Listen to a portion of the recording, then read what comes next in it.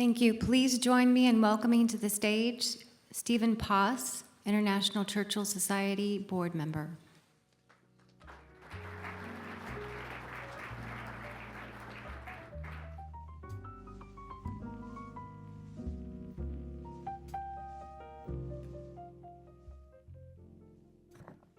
Well, I wasn't anticipating music to accompany me.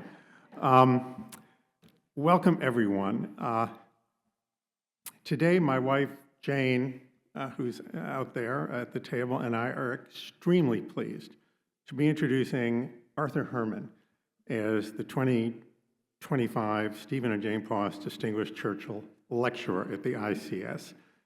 This is the fifth in the series of these annual lectures we have sponsored since 2021 at the ICS Annual International Conference. We conceived this series, and it was adopted by the ICS to assist the ICS in relating the life, legacy, and lessons of Winston Churchill to our present and future challenges, to encourage, sponsor, and publicize rigorous and original scholarship and writing concerning Winston Churchill, including supporting up-and-coming historians and writers, and perhaps most importantly, help encourage others to sponsor and support the ICS mission at our conferences or among our many programs. And I sincerely hope that people in this audience who have not previously become ICS sponsors will be inspired to do so. Our lecture series started in 2021 with Russia rattling its sabers on the world scene. We invited the incomparable Lord Andrew Roberts, who you just saw, to speak about Churchill and Russia. In 2022, after Putin invaded Ukraine, we presented Tim Bouverie, an amazing young historian and dazzling speaker, the author of then the acclaimed and timely book, Appeasement, to speak. And this year, each of you have just received a copy of Tim's wonderful new book, Allies at War. In 2023, with China's Navy flexing its growing muscle in the Pacific and Russia in the Arctic and the North Atlantic, we sponsored Captain Jerry Hendricks, an up-and-coming voice on why America needs to rebuild its naval and maritime sea power, a subject dear to the heart of Winston Churchill. And we're proud that Jerry is now working at the highest levels at the National Security Council and the OMB in doing just that. And in 2024, last year, to celebrate the 150th anniversary of Churchill's birth, we again welcomed Lord Andrew Roberts, for who better to sum up Churchill's meaning over 150 years. Today, we are just immensely pleased to bring you Arthur Herman. He is an astoundingly far-ranging and prolific historian and best-selling author. His themes are directly in line with those of the ICS, directly in line with our mission. As he puts it, his goal is to, quote, illuminate the past to reveal the forces facing our future. Arthur is the author of the seminal book, Freedom's Forge, telling the story of how FDR enlisted Americans' captains of industry to build the famed arsenal of democracy and win the Second World War. Suffice it to say that Freedom's Forge has been considered essential reading for more than a decade among our top military and civilian leaders, and that Arthur has actually been recruited into the current vital national effort to rearm America. But Arthur's reach as an historian and author vastly exceed the Second World War. His New York Times bestseller, How the Scots Invented the Modern World, is a delight. It's a tour de force that goes back through the early history of Scotland and England. It covers religion, philosophy, science, warfare, agriculture, the rise of civilizations in the Scottish and European Enlightenments, and demonstrates Arthur Herman's and I'm envious here, extraordinary scope of scholarship and synthesis. And there are many more acclaimed books by Dr. Herman, including Gandhi and Churchill, The Viking Heart, To Rule the Waves, How the British Navy Shaped the Modern World, and others. Now, Dr. Herman has a PhD in history from Johns Hopkins. He's a senior fellow at the Civitas Institute at the University of Texas, Austin. He has served on the National Security Council as senior advisor to the National Security Advisor and on the congressionally appointed Commission on Pentagon Budget Reform. So here we have the historian bringing the lessons of history into action in today's world. And that's a rare and very special thing. He has served, he is also a co-founder of the Quantum Alliance Initiative, helping to set global standards for quantum computing. And his work truly bridges the worlds of classical thought and modern innovation. And Arthur Herman is a true Churchillian, and we welcome him to the ICS International Conference.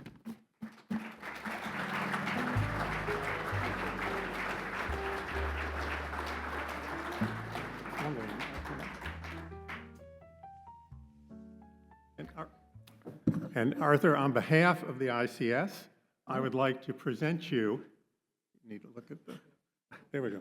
Like to present you with this bust of Churchill inscribed with your honor of speaking here today. Well, thank you very much. What a great honor. Appreciate it much. Lovely. Put this down here for you.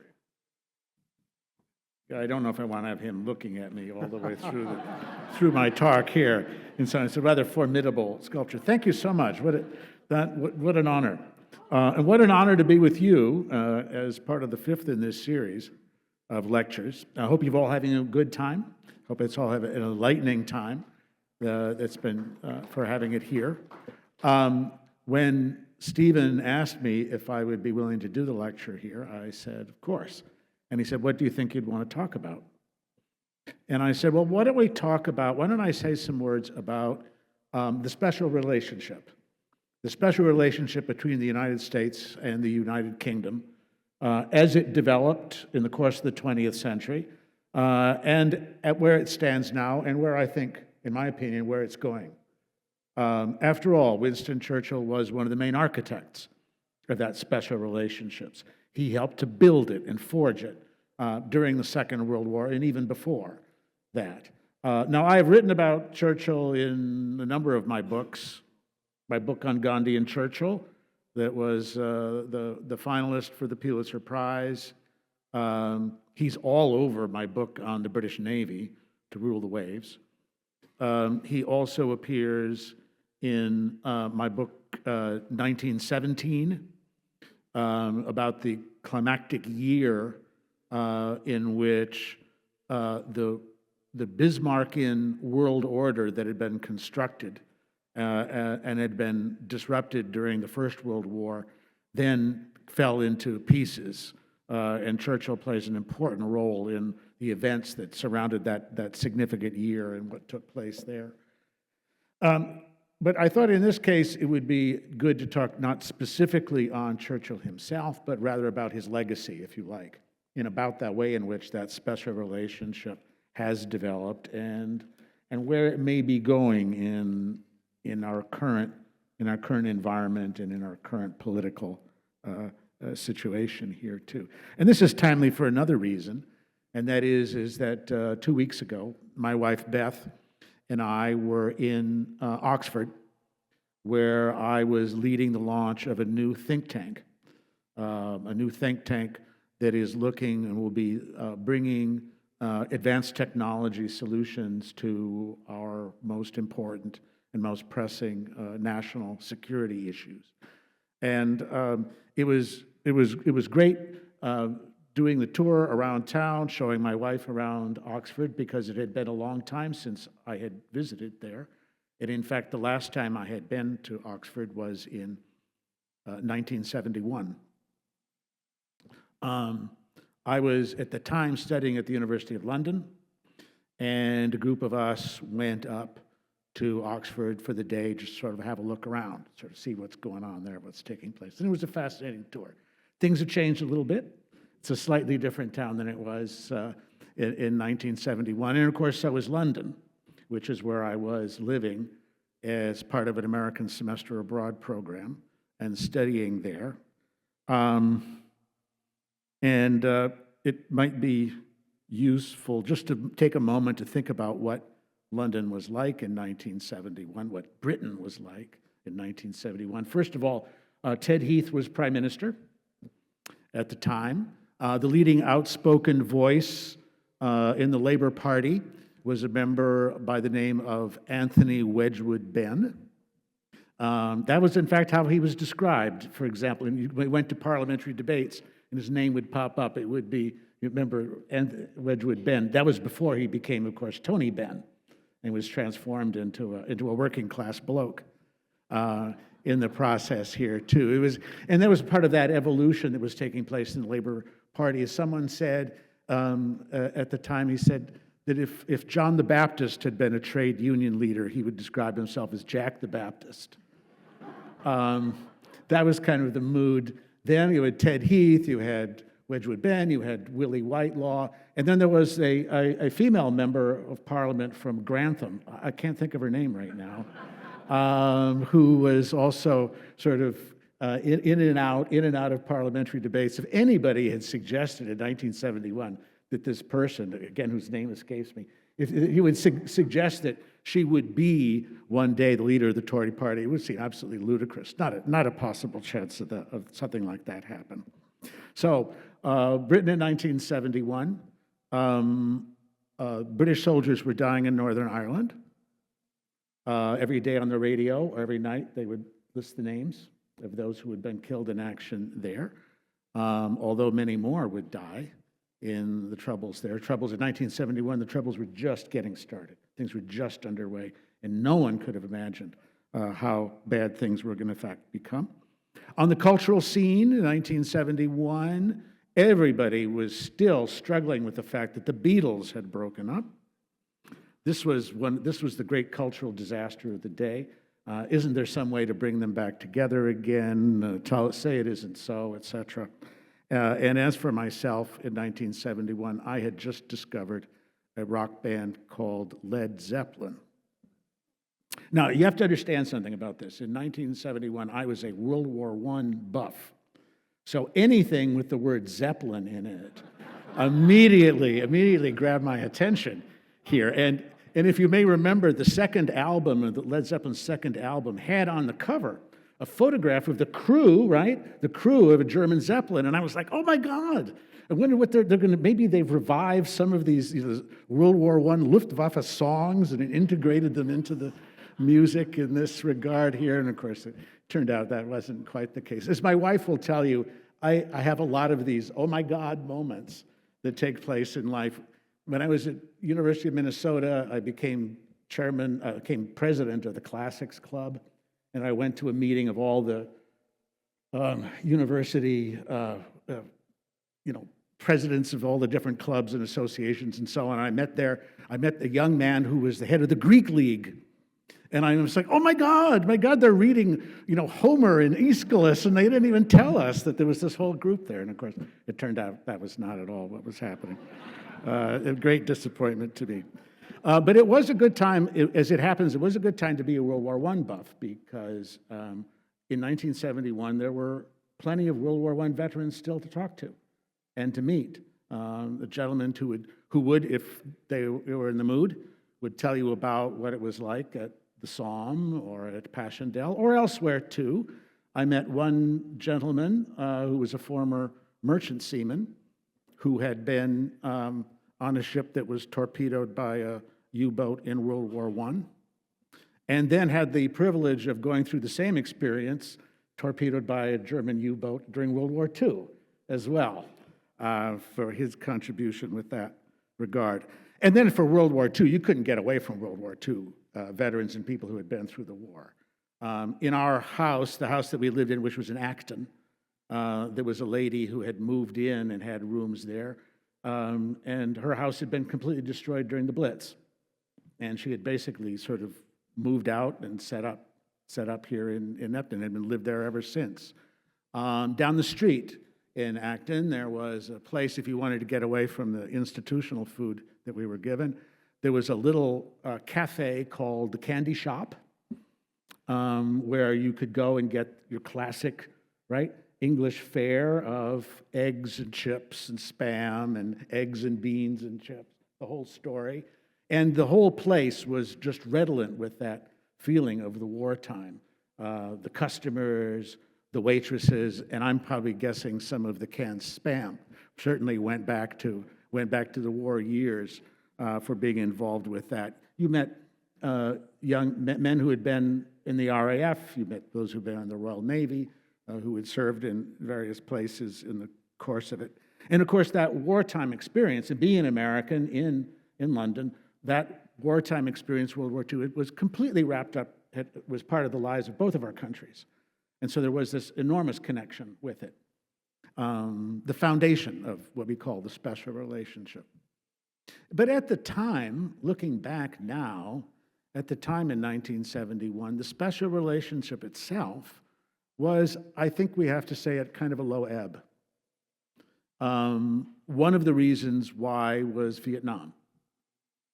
The English, British were very, as Europeans were, very critical of the American commitment in Vietnam. There was a feeling that they had made a strategic blunder with this, and that Americans were on their own and British didn't want to have anything to do with it. There was the issue of Vietnam. There was the issue of civil rights because of all the riots and the assassination of Martin Luther King that had taken place, which had proved that America was an irredeemably racist society because, of course, racial issues were never going to come up in Great Britain. They had solved all of that. They were not going to have any difficulties along those ways, that this was an American problem, an American problem only. But the other reason is that the attention, the political elite and of the public in 1971 was all turned eastward. It was all on the desperate search and desire to get into the common market, as it was called then. The European Economic Community, and that Charles de Gaulle had recently blocked their entry into it was a matter of enormous frustration and even rage about how could he have done this to us and not make our futures bright and secure by becoming members of the common market. And if there was anyone in Britain or London in 1971 who was even more hated than Richard Nixon, it was Charles de Gaulle.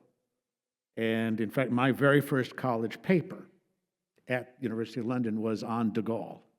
And it was on whether Gaullism was a European or anti-European creed, debating the issues back and forth that went with that. So from that point of view, we could say the special relationship, which had been forged and was so important in World War II and in the Korean War, we mustn't forget about that as well, in which Great Britain was a committed ally and very much involved in the war, there too was at a low ebb. That relationship would then be restored when Margaret Thatcher and Ronald Reagan came together and found a way in which to rebuild it and restore it into prominence and bring it once again the UK and the United States working together, working side by side in this kind of way. So the special relationship, that term that we often use to talk about the Anglo-American connection, has had its ups and downs. There's absolutely no doubt about that. But what is the special relationship? Well, what I would say to you sitting here is, in my mind, that the special relationship has basically three components. The first of them is a sense of strategic unity. And this is the initial foundation of it, that the United States and Great Britain were the core of the Atlantic Alliance, and that the others, including Canada, and then with the post-war period of France and the other NATO countries, but that the core of it lay the Anglo-American alliance here, of seeing eye to eye and facing the major strategic challenges that the democracies and that the West faced here. And that special relationship really sprang up at the beginning in World War I. My book, 1917, talks about its roots there, even before World War II, when the U.S. Navy and the British Navy came together to work out strategy of convoy service in order to avoid German U-boat campaigns during the war there too. But of course, that sense of strategic vision and unity here was hugely important and indispensable during Second World War. And it's that sense of strategic unity that we really owe, that's Churchill's legacy, I think. Because there was that sense of unity in World War I, the disillusionment that followed, especially in America after that, and the desire of Americans not to have anything to do with what was going on in Europe. And it really was Churchill single-handedly who brought the United States back into the community of democracies and saying, no, you have an important role here. Together, we have an important role to play in this. And from that point of view, that strategic unity has really lasted. It survived Suez, huge challenge to that sense of strategic unity. It survived Skybolt, when there was the real sense that Britain had the rug pulled out from under it by Robert McNamara and by the Kennedy administration here. And it even survived Vietnam and survived that test that came with it as well. And that's really the foundation, I think, of what we talk about a special relationship, seeing eye to eye on what the major problem, strategic issues in the world is, and acting together and coordinating the effort to deal with it. So that's number one component. Second component. The second component is science and technology cooperation. And here again, World War II is the center piece of this. When a Canadian ocean liner, the SS Duchess of Richmond, docks in Halifax Harbor in September of 1940, and brings with it the scientific team headed by Henry Tizard with a set of gifts. Talk about wise men and their gifts. Well, these gifts were not frankincense and myrrh. These gifts were improved radar. They were the proximity fuse. They were superchargers for airplane engines. It was a range of other technologies as well that the British had worked on and developed and now brought to America for production and for building to scale, as we would say today, in the process there. Here too, we think about it, again, science and technology cooperation in the case of the Maud Committee, who had worked out the details, the technical details of how you could use enriched uranium in order to produce an atomic bomb, which again, they gave to the Americans, passed on to the Americans saying, here's how you do it, now you have the resources and the industrial means in which to carry this out and to make this thing happen. And then through the 1950s, the 1960s, that kind of nuclear cooperation would be fundamental to the relationship, including the strategic alliance as it developed from nuclear weapons to nuclear submarines to the whole range of cooperation that sprang up from that. And that lies at the heart of that whole community, that shared intelligence community, the Five Eyes, of which Canada, Australia, and New Zealand are members, are charter members, no doubt about that. But it is the Americans and the British who are at the core of it, and who really sort of set the pace and set the standard by which that Five Eyes cooperation takes place, and have for all those decades. And then also too during World War II, the cooperation, which I talk about in my book Freedom's Forge, of the way in which both British and American technologists and companies came together to create something better that neither of them could have done by themselves. The best example being that of the development of the P-51 Mustang, when the British took what was a above-average fighter plane, North America's P-51, and realized that if we were to put a Rolls-Royce Merlin engine in it, that thing could really take off. I mean, literally. And it would become not just a great super fighter plane, but a super fighter plane, and the best prop-driven plane during World War II. That the way in which, when Churchill talked about America as this enormous boiler, that once it got heated up, would produce and create this vast outpouring of war materiel, the weapons for victory, and so on. He was thinking about that kind of scientific and technical cooperation and how important that was going to be for the British to help to inspire it, to help to drive it, and also then to be the key recipients, one of the key recipients of that as it developed in the course of it. So those two cooperations, strategic unity, science and technology cooperation, have been fundamental from the beginning. But then there's another one, the third one, in some ways that should be the most obvious, and that is our shared cultural unity, right? As sharing the values of what we call the Anglosphere, right? The belief in freedom and liberty of the individual, the belief in democracy, the belief in free press. These values, the values of the Anglosphere, which we have inherited from, as Americans, inherited from England and from Britain, but which we have made our own, and which we have exemplified and built our history, and rightly so, around those values.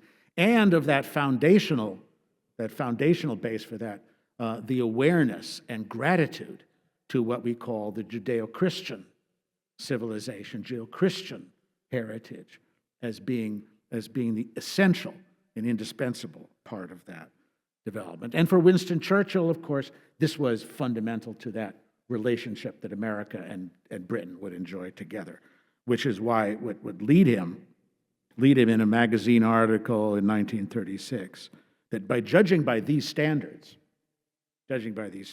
Great Britain and the United Kingdom can claim to be in the forefront of civilized communities because they are the spokespeople. They're the symbols, the carriers of that belief in freedom, and the freedom and democracy and liberty. So when you look at those all three components, well, where are we today? How do we rack up in the special relationship index from that point of view? Where do we stand, for example? I would say in the last decade or so, there's been some slippage, to put it mildly. And none of it's all Britain's fault. Part of it's our fault. And here I point to the searing experience of what happened in Iraq and Afghanistan, when the Bush administration made the decision that they were going to bring NATO into this conflict, and that NATO, with good grace and with a sense of sincere commitment, agreed that they would in fact join in.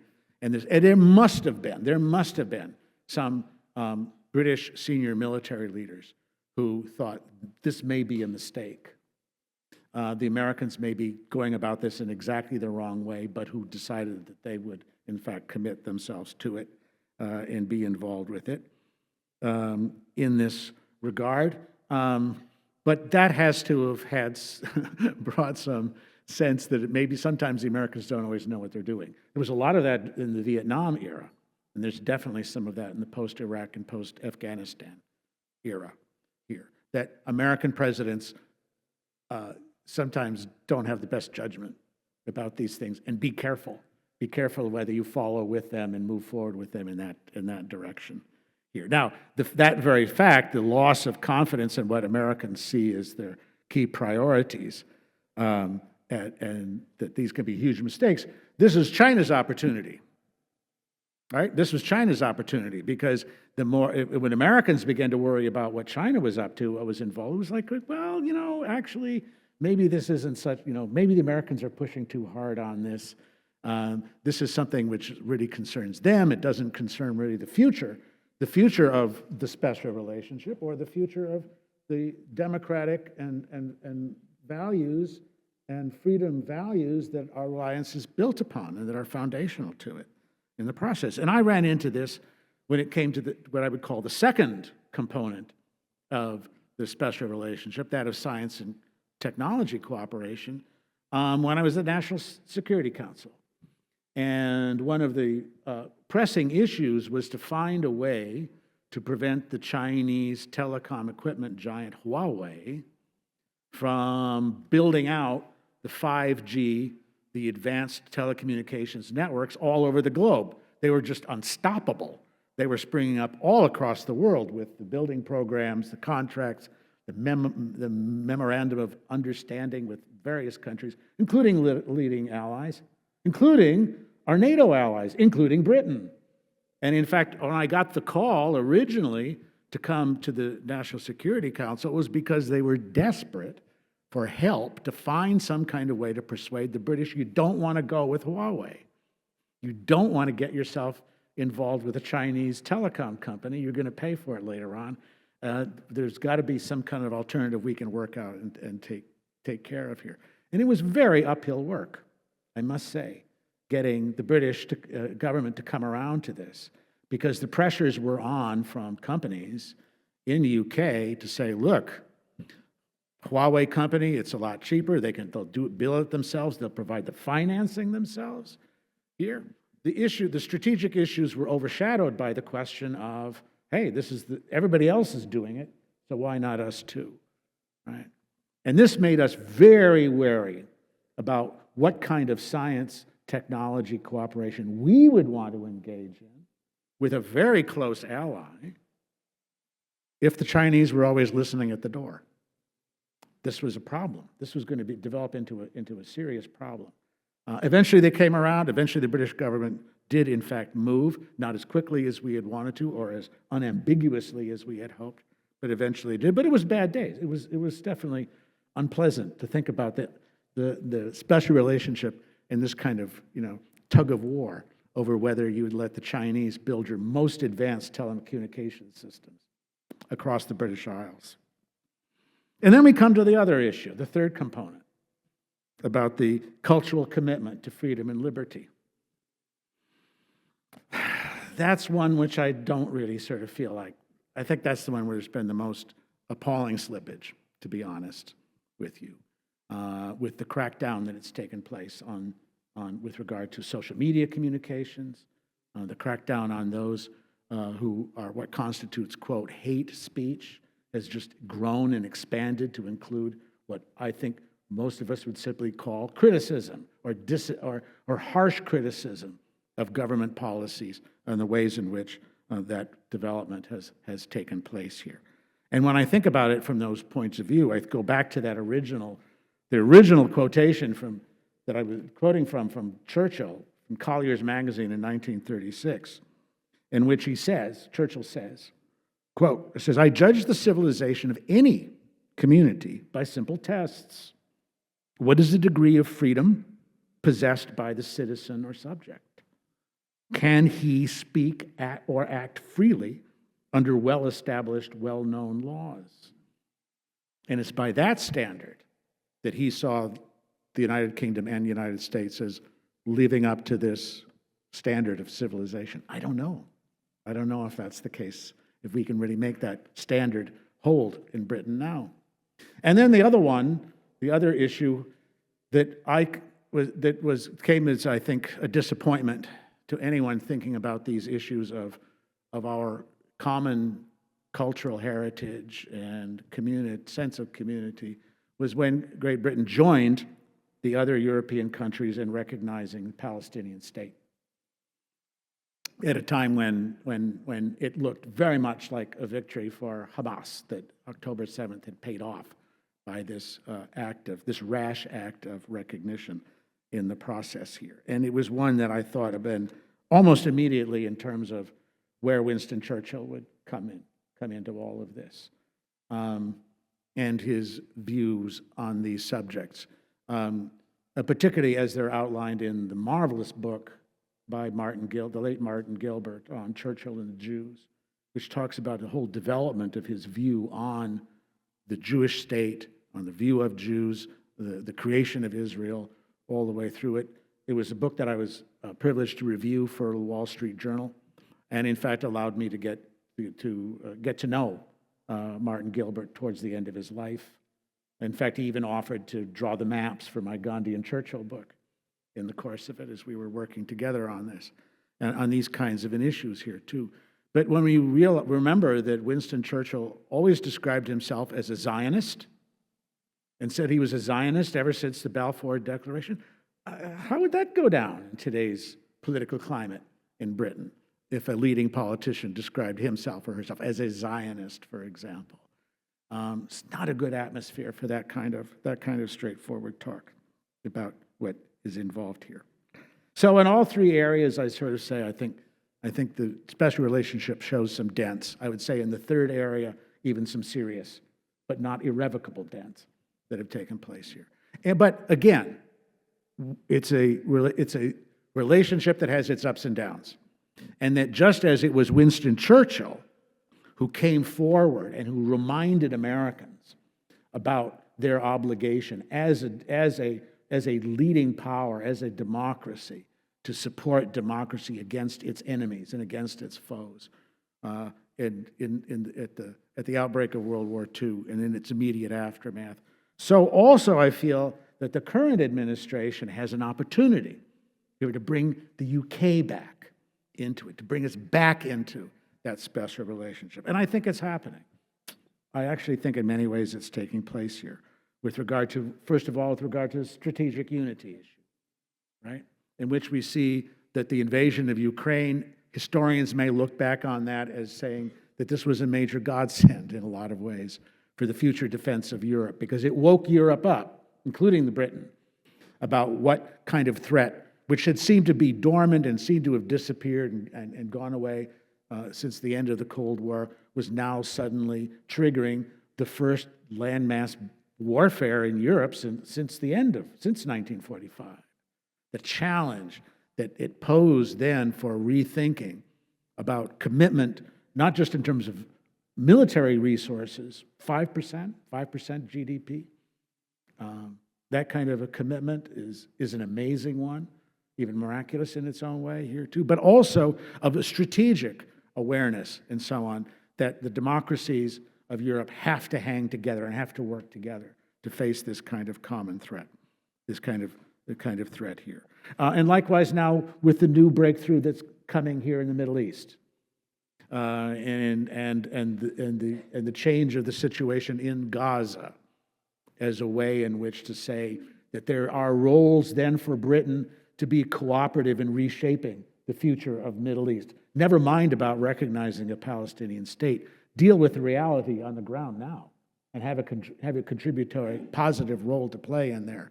And the very fact that Tony Blair will be coming in as co-chairman of the board overseeing the rebuilding of Gaza, I think is a sign that aspect of the special relationship is springing back to life, showing some life again in that regard.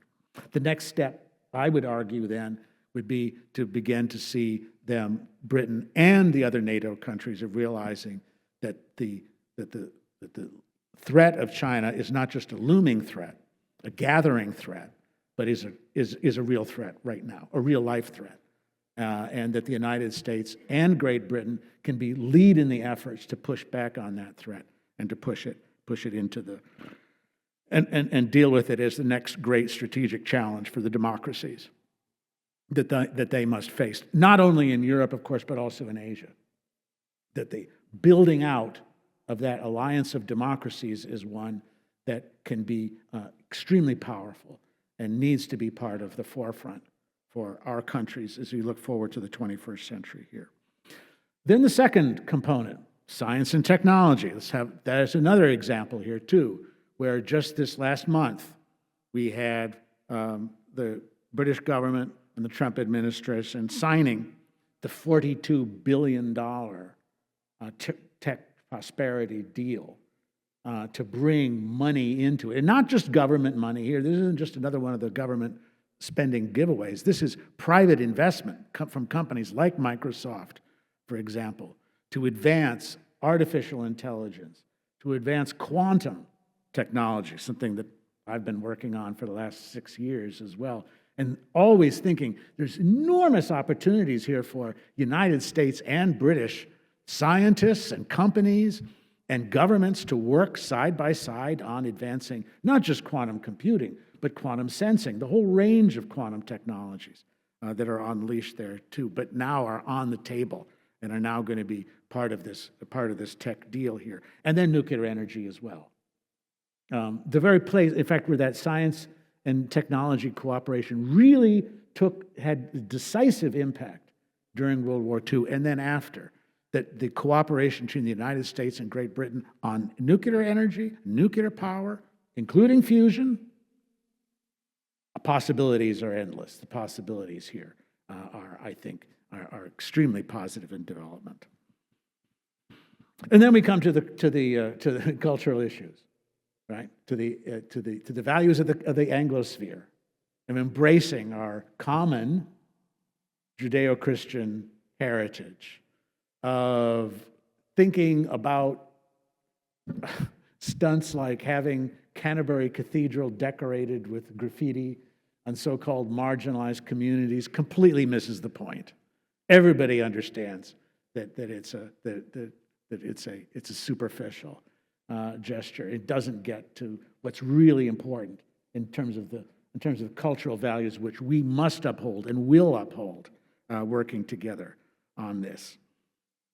And that by doing this, by bringing those in as the next step in rebuilding the special relationship, that again, I see opportunities. I see huge opportunities coming as well for a not just an economic renaissance with the U.S.-UK special relationship bond, but also a cultural renaissance that can spring up from that development by a renewed commitment to freedom and liberty. And in which the life and the story and the ideas and the thoughts and the creed of Winston Churchill can be central, can be part of that reminder of just how deep that special relationship goes, both in terms of the life of its original architect, Churchill himself, but also in that set of values that he saw as radiating out, bringing the two countries together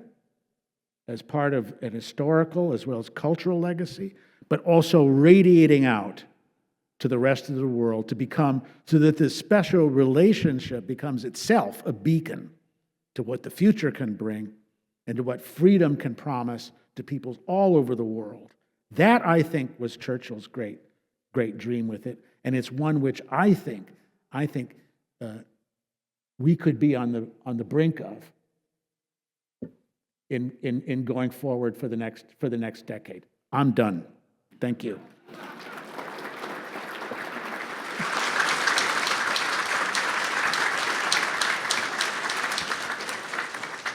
I'm happy to take on questions. It's probably wisest to wait till we get a microphone so everybody can hear the question, including your speaker.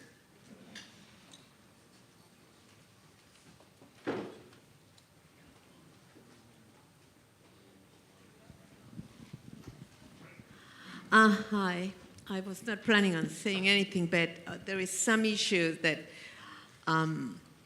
one of the reasons why you were concerned about England buying the technology from the Chinese was because the Chinese was going to be learning whatever was going on. And I totally agree with you. In the same scope, if now the British government recognized Palestine, I would be concerned that the technology that we will be creating with Great Britain will be easily provided to Palestinian-supported countries. And from that perspective, I do think that that third level that you talk about, which is common perception of what the Christian Judeo values are really seminal to what further cooperation in other areas really deserve to be granted or not. Your thoughts? I couldn't agree more. It sounds like you heard my speech, actually, in some ways, because I do see it as fundamental. It's fundamental to all the others, isn't it? Really, in the end, here as well. I've been thinking a lot about, ever since the announcement was made about the recognition of Palestinian statehood. And I go be honest with you, the more I think about it, the more I think it is really a hollow gesture. You disagree, I can see that. But what the reason is because the reality on the ground has changed. and that is the development of the change that's taking place in Gaza. And so the issue of Palestinian statehood is going to be so much the issue of yesterday. The real question is what's going to happen to Gaza and what happens to the Palestinians living there and the ways in which that is economic development and the economic development of the Palestinian Arabs becomes part of a larger settlement in the Middle East. I think that it will be, I think to try and reverse it or try to get bogged down in trying to reverse it may not work. I think they'll waste a lot of energy with it.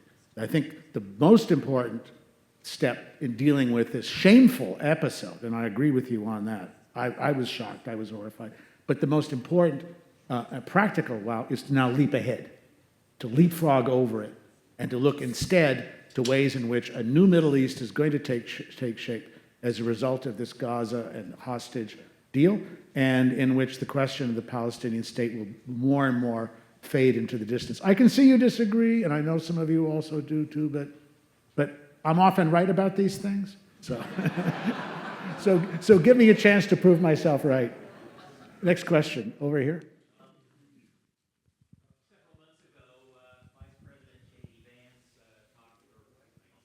Why don't we catch the microphone, and then we're good to go. Several months ago, Vice President J.D. Vance, I guess, criticized the UK from, and I'll summarize it as, say, stepping back from freedom of expression and such. Would you agree and would criticize two-tier Keir? Yeah, I think he was spot on. I think people were shocked that he would be so forthright about it. And of course, it's not just in Britain; it's taken place elsewhere as well. And I think you're a good group. I like you guys, so I'm going to say what I'm going to say. I think we have to realize that British politicians live in fear of a large portion of their population, and that dictates policy choices in a range. And it's never good when major policy changes, especially ones affecting fundamental rights, are driven by fear of your own population, as opposed to confidence that your values and that those.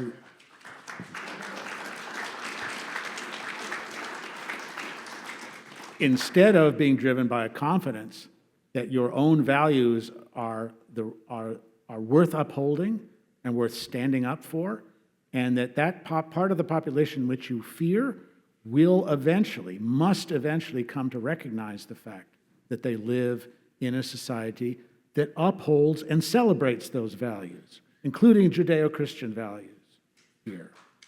That has to be, I think, a fundamental part of what that policy is going to happen. It's not the mood right now in Westminster currently, but I think it's one which, if we're going to see a rollback and a return to those basic values that from John Milton and John Locke through the 18th century, that are part of American heritage, to see those abandoned, to see those pushed aside, even temporarily, in this kind of way here, is a shameful episode. But it can only be rebuilt by saying that those values, freedom, liberty, the ones that Churchill was just talking about, for God's sake, in Collier magazine, that's a measure of civilization, a measure of what it is to live in a free society, and that has to be upheld once again and affirmed once again. Yeah, here in the front.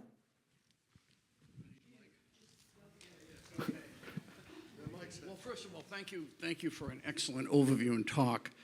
I guess I'm a little uneasy about your optimism with regard to the current state of affairs. We have all celebrated and talked about the 80th year of the Western Alliance, and yet there are many well-informed people, some distinguished historians, who have raised red flags about certain attitudes and judgments and actions not only here but in Europe. And I, for one, was not terribly moved or impressed by our Vice President's remarks at the Munich Security Council. I thought that lecturing the Germans, who have a reticence about free speech because of their absolutely abhorrent history, I thought that that was missing some of the points. We have not had that issue in this country. We have the strongest position on free speech of almost any country. At the same time, the internet, social media, and other forces are chipping away at the judgment, the absence of editors, the fact that people don't read. All of these things make us vulnerable to the kind of actions that took place in the 1930s in Berlin and elsewhere. So, and I think that's indisputable. I think there's any one of a number of historians that would say that that is a warning flag. So while I'd love to share your optimism, and I love Churchill, that's why I'm here, it's why my wife is here, but we are not, I don't think I certainly am as optimistic as you are about the status of things that are unfolding here in this country.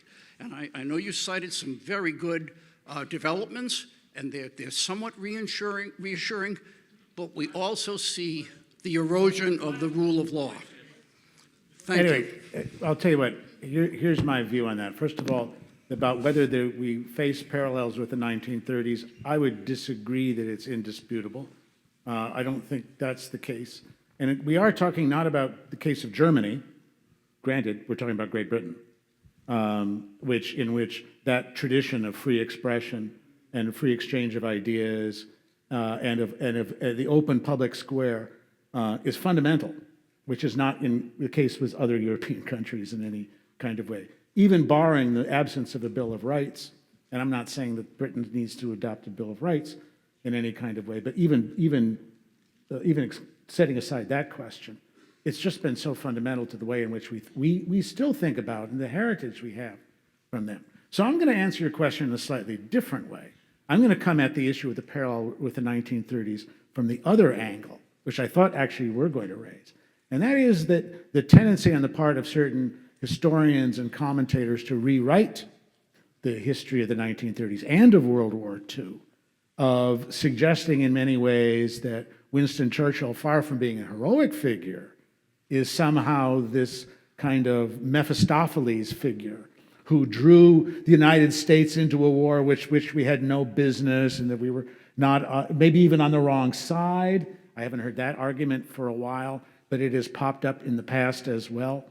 And this is, by the way, this is a tendency that occurs from time to time in American historiography, in the way in which certain Americans think about this. You saw it right after World War I. Big mistake for America to get involved in the war. We shouldn't have done that. You saw it leading up to World War II, where again there was this isolationist view, don't get involved with the war in Europe, or maybe the Germans really represent a set of cultural standards and views that we should think about and embracing. We saw it during the Cold War revisionist view that sprang up as well about the fact that the United States is going down the wrong path. We've been misled again by Churchill with that evil speech at the Iron Curtain. You're nodding your head because you know what the pattern looks like.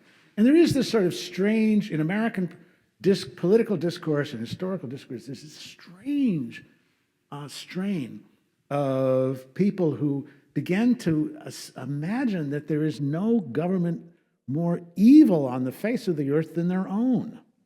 It's really funny how that happens. It's a recurrent theme.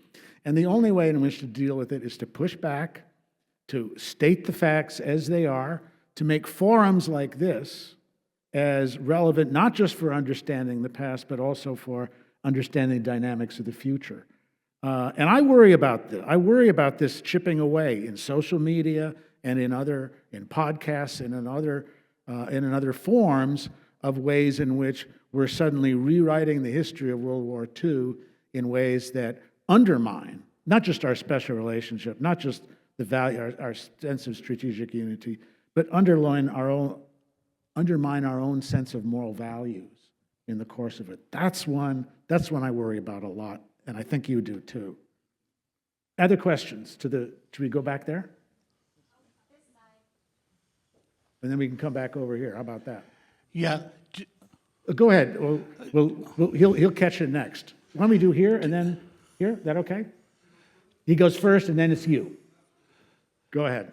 just a question about the American-British military relationship. The Wall Street Journal reported earlier this year that England has less than 100 functional battle tanks, main battle tanks. So I didn't think that was right. So I checked on ChatGPT, and ChatGPT said that England has 26 viable battle tanks at any one time. My question to you is, has England disarmed? Is England a viable partner for us as a military partner? I'm so sorry. I feel like this is a question for Lieutenant Hoffman, don't you? I mean, I think he would be able to give you a rousing response to the question you just raised here too. But I think, I think in many ways, I'm going to answer the question this way without getting caught up in the issue about how many battle tanks Britain has going on. I'll answer it this way: that I think we have to be careful about not drawing the right lesson. We have to be careful to draw the right lessons from the war in Ukraine, not the wrong ones. One of the, I think, leading perceptions is that we're back to World War II tactics of tank battles, of mass mechanized armor, with drones flying overhead, etc. I think that's wrong.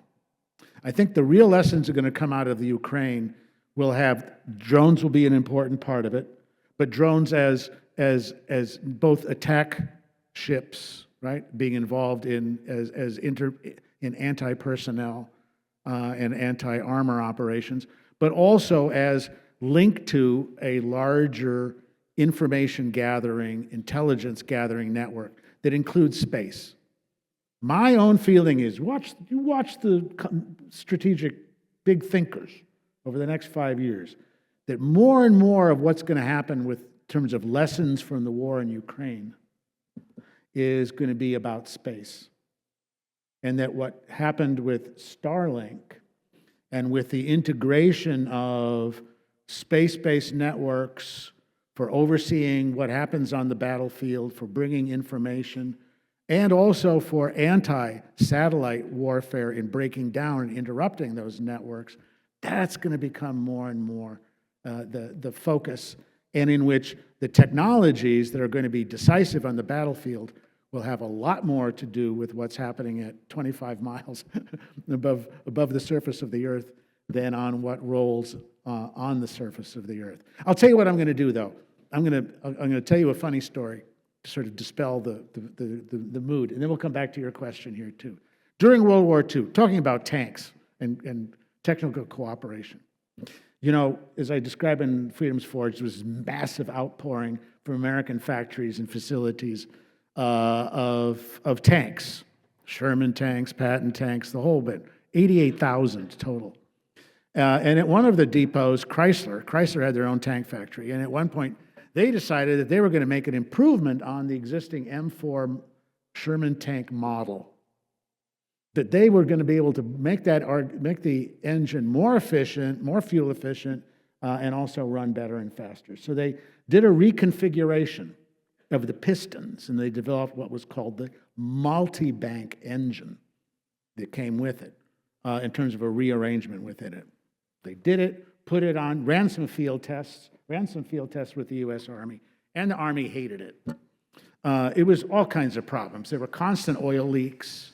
The engine would overheat and run. They'd have to stop and shut it down. All kinds of problems. And so the Army Ordnance guys said, there's no way you're going to put my guys into these machines. And they said, but think about giving them to the British. Because, you know, the British love to tinker with engines that way. You know, oil leaks, that doesn't going to bother them very much. And the thing breaks down, they'll love that. They'll be able to get out and get underneath it and get the fix.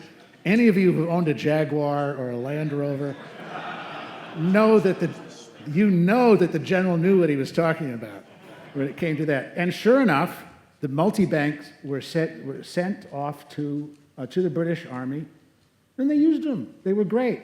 They had the upgraded 75 millimeter gun, which made them really lethal on the battlefield. But the other problem, these issues with regard to the engine didn't bother the British whatsoever. That's a special relationship in action. Yeah. On that note, we are going to have to wrap it up. Please thank you and thank Herman Miller, Arthur Miller, our distinguished Stephen and Jane Poss lecturer for this year. Thank you. Thank you, everyone. It's been great.